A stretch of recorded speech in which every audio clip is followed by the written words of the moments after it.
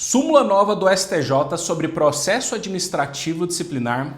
E olha, muita atenção com essa súmula. Ela é perigosa e abre uma margem para arbitrariedades. Vou te explicar. O que está escrito?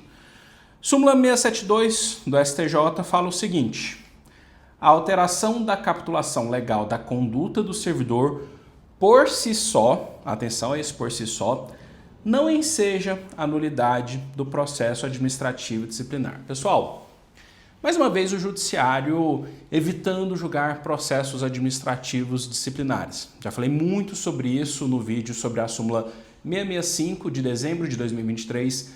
Quem não assistiu esse vídeo, vou deixar aqui na descrição desse vídeo. Mas o fato é que o judiciário não quer enfrentar PAD. Ele acredita que na via administrativa é o suficiente para que o servidor tenha seus direitos respeitados, né? Eu tenho uma grande crítica em relação a isso. Mas essa súmula aqui, o que ela traz de informação? Que a comissão de PAD, a administração pública, ela tem margem de liberdade para mudar a capitulação da infração do servidor. Tudo bem, o papel da comissão é investigar, é apurar. E se chegou a algum tipo de informação, de denúncia até uma corregedoria e depois da investigação constatou-se outra infração ou que aquela infração não existia, mas sim outra infração, beleza, faz muito sentido aqui essa súmula. A comissão seria até desproporcional pedir que ela abrisse um outro PAD para avaliar essa questão. Contudo, por que veio essa súmula? Veja só. Uma situação bem complicada que sempre gera nulidades, ou pelo menos sempre gerava, vamos ver como vai ser a partir dessa súmula, que era o seguinte: o servidor, ele tem o direito ao contraditório e ampla defesa. Eu já gravei um vídeo falando dos 7 fatos que geram a nulidade de um processo administrativo disciplinar, também vou deixar aqui na descrição. E o que mais gera, que é inquestionável, é você não respeitar, não ter o seu direito ao contraditório e ampla defesa respeitado pela comissão de PAD. Então veja só, se a comissão, na sua tarefa legítima de investigar, de apurar as informações, ela constata que houve uma outra infração ou mais uma infração, ela pode sim alterar a capitulação da infração que está sendo investigada, não precisa de abrir outro PAD. Contudo, e por isso que está escrito aqui, a alteração da capitulação legal da conduta do servidor por si só, ou seja, contudo, precisa ser respeitado o contraditório e a ampla defesa. Vamos pensar um cenário hipotético. Imagine um processo administrativo disciplinar que está apurando faltas injustificadas. Então, foi aberto um processo por inassiduidade habitual. Ao longo daquele processo disciplinar, a comissão constatou que não houve o animus abandonandi, que foi por causa de atestados não homologados pela junta que aquele servidor ficou com aquelas faltas pendentes. Ou seja, não existe mais a infração da inassiduidade habitual ou mesmo do abandono de cargo. E aí a comissão, seja por qual motivo for, nem vou entrar em polêmica aqui, ela resolve fazer um relatório final falando, ok, ele comprovou a falta, não tem aqui a inassiduidade habitual ou abandono de cargo, contudo ele foi desidioso. E por isso a gente sugere a pena de demissão. E aí a autoridade competente vai e assina a demissão. E ela justifica ainda, olha, de acordo com a súmula 672 do STJ, eu posso fazer essa alteração. Não. Você pode fazer a alteração, mas deve sim proporcionar o acesso ao contraditório e à ampla defesa.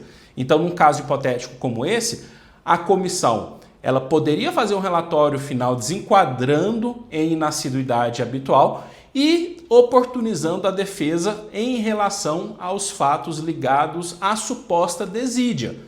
O servidor ele não pode achar e nem pode permitir que aquela defesa que ele fez para um evento específico de inassiduidade habitual ou de abandono de cargo vai ser suficiente para ele se defender de uma imputação de desídia. São institutos, são infrações totalmente distintas. E por isso que a comissão ela não pode agir dessa forma. Se ela for alterar a capitulação ou inserir uma nova capitulação, tem que ser refeita a fase instrutória do processo administrativo disciplinar. Então vamos supor que nesse caso que eu estou utilizando como exemplo, o servidor arrolou testemunhas que comprovaram que ele estava doente. Aí, a comissão muda a capitulação, abre um PAD por desídia, o servidor tenta arrolar novas testemunhas, agora testemunhas que trabalhavam com ele, que possam falar a respeito da produtividade dele, e a comissão nega, falando, não, você só vai ter o prazo de defesa escrita, porque a gente já ouviu testemunha. Tá errado, não pode.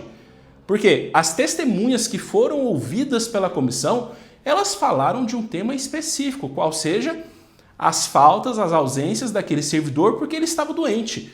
Não foram questionados nem pela comissão e nem pelo advogado do servidor, ou mesmo pelo servidor, nada em relação à desídia.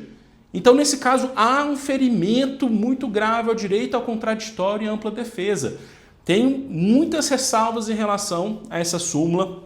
Vocês sabem que eu sou um grande crítico da formação das comissões de PAD, ainda que a gente tenha ótimas comissões no Brasil inteiro. Já trabalhei com centenas de boas comissões, mas na minha concepção, toda comissão de PAD deveria ser formada por juristas. A gente teria que ter uma carreira específica para membros de comissão de PAD, formada por juristas e pessoas que sejam servidores de outros órgãos, que não pode ser nenhum tipo de relacionamento dentro daquele órgão. Eu sempre bato nessa tecla porque é muito importante e você, como servidor público, deveria comprar essa briga, porque hoje, ainda que você não esteja respondendo a um PAD, se futuramente você ou algum parente, algum amigo for responder um PAD, você vai ver o tanto que isso pesa e o tanto que isso dificulta a vida de um servidor público.